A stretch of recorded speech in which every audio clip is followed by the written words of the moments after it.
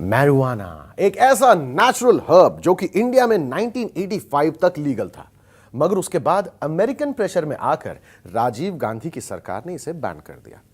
ऐसा क्या हुआ था 1985 में? Why did Rajiv Gandhi buckle under the pressure? आओ सुनाए प्यार की ये कहानी। Ladies and gentlemen, boys and girls, children of my age, नर हो या नारी, विपदाएं हो बड़ी बड़ी भारी भारी, हमारा ये शो जनहित में जारी। मैं हूं केतन सिंह। तो आज का हमारा शो मैरिजुआना।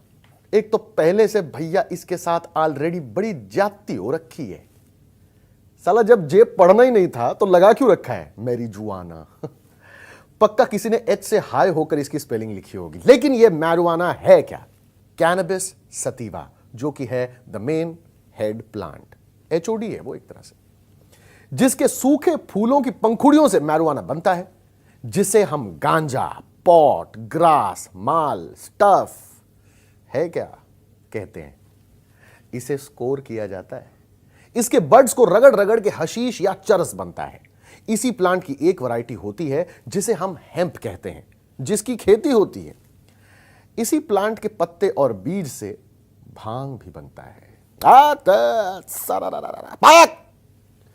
भांग तो भैया हम खाए थे पिछली होली में। ओए होए होए होए होए, बाय गॉड ऐसा लगता है कि जैसे मोक्ष मिल गया हो। लगता है जैसे वक्त रुक गया हो, सब कुछ स्लो हो गया हो। मैं बता रहा हूं, क्वांटम फिजिक्स समझ में आने लगती है, आइंस्टाइन की थ्योरी ऑफ रिलेटिविटी समझ में आने लगती है। मतलब मैंने इंटरस्टेलर एक टीवी पे, दूसरे टीवी पे इंसेप्शन लगाया, दोनों साथ में देखा और मुझे दोनों समझ में आ गए। उस वक्त मुझे याद है संडे को होली थी, मैंने संडे को भांग खाई। फिर मेरे लाइफ में ना डायरेक्टली ट्यूसडे आया। मंडे एकदम ऐसे फिल इन द ब्लैंक हो गया, याद ही नहीं ऐसा कुछ दिन आया भी था। तो बेसिकली भांग पर हमारे देश में इतने रिगरस तरीके से बैन नहीं लगाया गया। क्यों? कल्चरल रीजंस भाई। ये भोग का प्रसाद है, महादेव का प्रसाद है, पिलाओ भाई, चढ़ावा है। तो मैरिजुआना कौन सा जुपिटर से आया है? वो भी तो नेचुरल हर्ब है, फिर उस पर बैन क्यों है? I am telling you, we as human species बड़े दोगले टाइप के हैं। हम लोग वैसे तो बड़ा ऑर्गेनिक का चोचला पालते हैं। मेरे जिम में जो दोस्त लोग, आई ईट ओनली ऑर्गेनिक स्टफ। मेरी एक फ्रेंड है, लिटरली मेरी असली फ्रेंड है, बोलती है only I have just organic juices, organic aubergines, everything organic. भैया लेट्स डू सम लाइन्स। वहां पर क्यों ऑर्गेनिक नहीं मांगती वे? क्यों? मैरिजुआना पे बैन है इसलिए? नहीं पता चला, डेप्थ में जाके बताऊं। Then may peace be upon you, my friend. Atharva Veda 11:6-15, chapter 11, verse number 6, verse number 15. The Atharva Veda says one of the 5 most sacred plants on earth is this. May peace be upon you, my friend. This is. You say that Ram is an avatar. Au antra means sent from Almighty God. If you say that, I've got no objection. If you say Ram is a messenger of God, maybe he is, maybe he is not. Because our beloved Prophet Muhammad sallallahu alaihi wasallam said there were 124,000 messengers sent on the face of the earth. By name, only 25 are mentioned in the Quran. Ram may be a messenger of God, maybe he is, maybe he is not. हमारे महाग्रंथ में भी इसे सम्मान दिया गया है। बात बात पे कल्चर का परचम लहराने वालों, गुंडागर्दी करने वालों, ये भी हमारे कल्चर का हिस्सा है। इसे क्यों नहीं निकालते? वेद लिटरली, आई वाज सरप्राइज जब हमने इस पर रिसर्च की। आई वाज सरप्राइज कि वेद ये भी कहता है कि cannabis is a source of happiness, it's a joy giver, it's a liberator. Hindu mythology में भी स्वयं महादेव के साथ गांजे का वर्णन किया जाता है। तो फिर सुश्रुत संहिता, भाव प्रकाशा और even Atharva Veda, ancient Sanskrit texts mention the use and misuse of marijuana or cannabis. क्यों कर दिया गया? आइए इन डेप्थ एनालिसिस में। तो हुआ यूं भाई साहब कि 1961 में अमेरिकन प्रेशर के अंडर आकर यूएन की एक कन्वेंशन में इसे सिंथेटिक ड्रग की कैटेगरी में डाल दिया गया। यूएन पढ़े लिखे सूट बूट वाले लोग, अरे गादा हो, ये गमला है, हाँ इसमें मिट्टी डाली, बीज डाला, पानी डाला, फिर एक झाड़ उगा, उसे मैरिजुआना कहा जाता है? सिंथेटिक कैसे हुआ? ये कॉमन सेंस सिंथेटिक कैसे हुआ? यानी कहा गया कि मैरिजुआना भी कोकेन और हीरोइन की तरह उल्टा कलंकिनी है, इसका हुक्का पानी बंद कर देना चाहिए। पर इंडिया ने साइन करने से साफ मना कर दिया। Which also made sense because marijuana उस वक्त यूज करके इंडिया में आयुर्वेदिक दवाइयां बनती थी. It was the backbone of Indian Ayurvedic industry. है प्रीत जहां की रीत सदा मैं गीत वहां के गाता हूं, स्वदेशी माल उगाता हूं, स्वदेशी दवा बनाता हूं. इनफैक्ट इसे पेंसिलिन ऑफ आयुर्वेदिक मेडिसिन भी कहा जाता है. मतलब इसे आयुर्वेद में वो मकाम हासिल है जो क्रिकेट में तेंदुलकर को है, चूतियापे में स्वामी ओम को है और ठरक में आओ शक्ति कपूर को.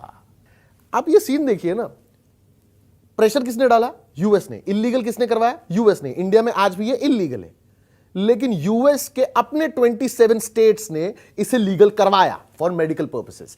11 स्टेट्स ने इसे लीगल करवाया for recreational purposes. In fact it's legal in more than 40 countries. अच्छा, रिक्रिएशन समझते हो कि नहीं? अरे रिजुविनेशन, अरे मतलब रिलैक्सेशन, मतलब एकदम भांड, अरे चिल चिल जिसे कहते हैं.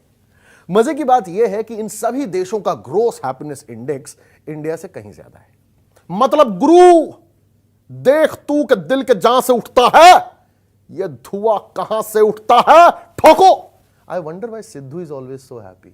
दरअसल ये पूरा प्रोपेगेंडा जो है American pharmaceutical companies, liquor and tobacco companies का है. Tobacco in any form, smoking, chewing, etc., is the second largest cause of death.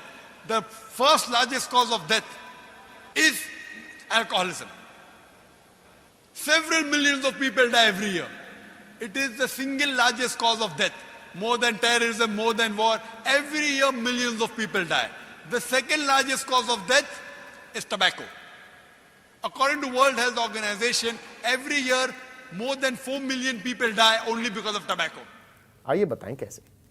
Pharmaceutical companies इसी मैरुआना से पेन किलर्स और कई तरह की दवाइयां बनाकर आपको महंगे दामों में बेचती है. सो मैरुआना को लीगल करने से उनका धंधा चौपट हो जाएगा. मैं हवा में बात नहीं कर रहा हूं. हेलो, ये फैक्ट है, मेरे पास है ये फैक्ट. बिना फैक्ट के तो मैं कभी पाता भी नहीं. वॉशिंगटन पोस्ट की रिपोर्ट है कि जिन अमेरिकन स्टेट्स में मैरुआना लीगल है, वहां ऑलरेडी पेन किलर्स के कंजम्पशन में कमी आई है. सिमिलरली उन स्टेट्स में अल्कोहल कंजम्पशन में भी 10% से गिरावट है. So marijuana literally kills the liquor and tobacco industry. मोटा मोटा बताऊं तो मैरुआना जो है वो सलमान खान है और दारू की industry Vivek Oberoi. I am being mean but we are still friends. Vivek और वो कौन होते हैं वो समाज सेवा के नाम पे लोगों को छूते, क्या, एनजीओज, हेल्थ ऑर्गेनाइजेशंस. इनका कहना है marijuana is not good for your health. मगर इन ऑर्गेनाइजेशंस को चलाने के लिए फंडिंग कौन देता है? Gas gas gas gas gas pharmaceutical, liquor and tobacco companies. US में कई ऐसी कंपनीज हैं जो मिलियंस ऑफ डॉलर्स एनजीओज को सिर्फ इसलिए देती हैं ताकि वो मैरुआना को लेकर एक नेगेटिव परसेप्शन बनाए रखें. जान बची तो लाखों पाए, गाड़ियां फटी तो लाखों लगाए. ऐसा कई इंडियन कंपनीज भी करती हैं, लेकिन ये इतना सीक्रेट हो रहा होता है कि रिसर्च करने के बावजूद उनका नाम मिलना मुश्किल ही नहीं, नामुमकिन है. बाकी आप लोग होशियार हो, खुद अंदाजा लगा लो. मान लिया. और जहां तक मैरुआना का सेहत पर असर, लिसन टू दिस. किसी भी चीज को अगर लिमिट के बाहर करोगे ना तो खराबी होती है. ज्यादा पानी पी लो, आप उल्टी कर दोगे. अगर आप 10-15 बार गैंग्स ऑफ वासेपुर देखोगे ना तो आपको लगेगा गाली देना तो कूल है. पापा मात. लिमिट जरूरी है भाई साहब, प्लीज. हेल्थ की जहां तक बात है, सच यह है कि alcohol and cigarettes are 114 times more injurious. In fact India में हर 96 मिनट पे एक आदमी दारू पीने की वजह से मरता है, जबकि आखिरी बार मैरुआना पीने से एक आदमी तब मरा था जब वो रोड क्रॉस कर रहा था और एक बेवड़े ने उसको गाड़ी से उड़ा दिया. यहां पर भी जीत दारू की हुई. मुझे समझ में आता लोगों को ऐसा क्यों लगता है कि अगर कल सुबह मैरुआना लीगलाइज हुआ तो शाम तक लोग ऑफिस से छुट्टी लेकर खाट बिछाकर गांजा मार रहे होंगे. अरे भाई ऐसा नहीं होता है. दारू सिगरेट लीगल है तो क्या सब नशेड़ी और बेवड़े घूम रहे हैं सड़कों पे? अरे हैशटैग माय चॉइस यार. बैन होने का मतलब ये नहीं है कि ये इलीगली अवेलेबल नहीं है. Marijuana is completely available. In fact the black market of गांजा इज फलिंग एंड फूलिंग दिन दोपहरी रात्रि. आज भी हिमाचल में 60,000 किलो का इलीगल प्रोडक्शन है, जिसमें से मात्र 1% पकड़ा जाता है. तो बाकी का कहां जाता है? आतिफ जरा रोल करना है. अगर 1985 में मैरुआना बैन नहीं हुआ होता तो इसका सदुपयोग भी होता, मजा भी मिलता, सरकार को टैक्स भी मिलता और यह एपिसोड नहीं बनता। मुझे ना कल रात को एक स्वप्न सलोना आया, मित्रों मैरिजुआना बैन होना चाहिए क्या? मैं इस पर से बैन हटा दूं क्या? बताइए, बैन हटा दूं? मैं आपसे पूछना चाहता हूं भाइयों बहनों, बैन हटना चाहिए, हटा दो आज रात्रि 12 बजे से मैरिजुआना लीगल होगा। You see, marijuana is like Kangana Ranaut, जिसका सही पोटेंशियल सबको ठीक से अभी पता नहीं है, और जब पता लगता है तो लोगों की फटके हाथ में आ जाती है। ओह माय गॉड, इसका नाम सुनते ही मेरी आंखों में सूजन आ गई। ऐसा नहीं है कि मैरिजुआना अगर लीगल हो गया तो उसे पेपर में डाल के बस roll roll roll roll roll ही किया जा रहा होगा, ऐसा नहीं है भाई। इसके मेडिकल बेनिफिट्स आप सुनिए। बेनिफिट क्रमांक 1, हिस्टोरिकली इंडिया में इसे यूज किया जाता था फॉर गैस्ट्रिक, एपेटाइजर का काम भी करता है, मोटापा, डायबिटीज, डायरिया, जॉन्डिस में भी काम आता है। इसके अलावा it's used as a painkiller, और सबसे इंपॉर्टेंट ये गुप्त रोगों में भी यूज किया जाता है। एक बार लीजिए, एकदम टन टन आ जाएगा। It can be used for treatment of cancer. मैं तो सोच रहा हूं कि मतलब इतना बढ़िया प्लांट है, इसे नेशनल प्लांट घोषित किया जाना चाहिए। बाकी पेड़ पौधे किसे ओवररेटेड ने, क्राइसैंथेमम ने, कोरैंथियम ने, यूकेलिप्टस। अच्छा है ना यूएस का, हम लोगों से बैन करवा दिया और खुद मास लेवल पे यूज करता है कैंसर ट्रीटमेंट के लिए।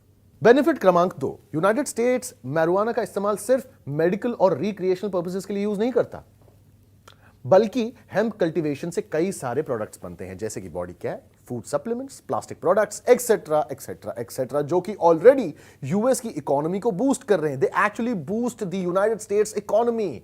हेम्प इंडस्ट्री साल 2020 तक यूएस इकोनॉमी में 3 लाख करोड़ ऐड करेगा, जबकि इंडिया में ये इंडस्ट्री ऑलमोस्ट नॉन एग्जिस्टेंट है। जियो के साथ साथ एक और इंडस्ट्री खुल जाती है अगर, जिसका नाम पीओ होता है, तो मजा आ जाता। I hope you are watching in Antilia.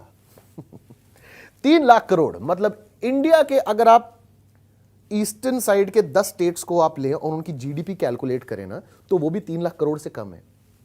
और सुनिए, फोर्ब्स की रिपोर्ट कि हेम्प इंडस्ट्री साल 2020 तक अमेरिका में उनके मैन्युफैक्चरिंग इंडस्ट्री से भी ज्यादा जॉब्स क्रिएट करेगी। एंड टू बी फेयर, हमने क्या किया? कुछ तो किया होगा हमने। तो उत्तराखंड ने, इंडिया में Uttarakhand became the first state to provide licence for hemp cultivation, but बहुत ही लिमिटेड लेवल पे। बेनिफिट क्रमांक 3, यूएस में लीगल मैरिजुआना स्टेट्स में सिंथेटिक ड्रग्स जैसे कि कोकेन, क्रैक एक्सेट्रा का कंजम्पशन घटा है, जबकि इंडिया में मैरिजुआना बैन होने के बाद इसका मार्केट बढ़ा है। बेनिफिट समझ में आया? नेदरलैंड्स ने मैरिजुआना को लीगलाइज किया, क्राइम रेट घटा, अवेयरनेस बढ़ी, रेगुलेशन जगह पे। सॉर्टेड। अगर मेरी बात आपके हृदय तक पहुंची हो तो तालियों से सूचित कीजिएगा कि कोई दीवाना कहता।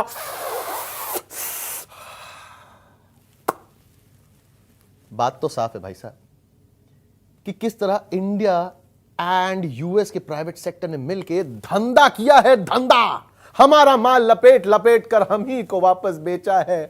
आम आदमी की, वो दिल्ली वाले आम आदमी नहीं है, आम आदमी मतलब आपके जैसे मेरे जैसे नॉर्मल लोगों की कह के ली है उन लोगों ने। तो सवाल यह है कि सदियों तक जिसका इस्तेमाल किया गया वो हर्ब, वेदों में जिसको सम्मान दिया गया वो हर्ब, फिर भी घोर अपमान जिसने सहा वो herb, should it be legalized? Like, I don't know. I'm not suggesting anything. I'm not doing anything. Should it be legalized? What do you think? जमात उलेमा के मुफ्ती मोहम्मद इलियास ने एक हैरान करने वाला बयान दिया है। अयोध्या में मोहम्मद इलियास ने कहा कि भगवान शंकर मुस्लिमों के पहले पैगंबर हैं और इस बात को मानने में मुसलमानों को कोई गुरेज नहीं है। जमात उलेमा 27 फरवरी को बलरामपुर में कौमी एकता का कार्यक्रम करने जा रहा है और इसी कार्यक्रम में अयोध्या के साधु संतों को भी आमंत्रित करने के लिए एक प्रतिनिधिमंडल फैजाबाद आया, जहां मुफ्ती इलियास ने यह बयान दिया।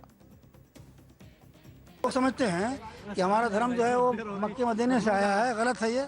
हमारे धर्म की शुरुआत यहीं हिंदुस्तान से हुई है। शंकर जी वहाँ लंका में आए थे, ये वो हमारे धर्म के, इस्लाम धर्म के सबसे पहले प्रॉफिट हैं। वो हिंदुस्तान में आए थे। ये हमारा जन्मभूमि भी है, हमारा धर्म भूमि भी है, इसलिए हमको उससे प्यार है। सारे जहाँ से अच्छा हिंदुस्तान हमारा, हर मानव जो है हमारा भाई।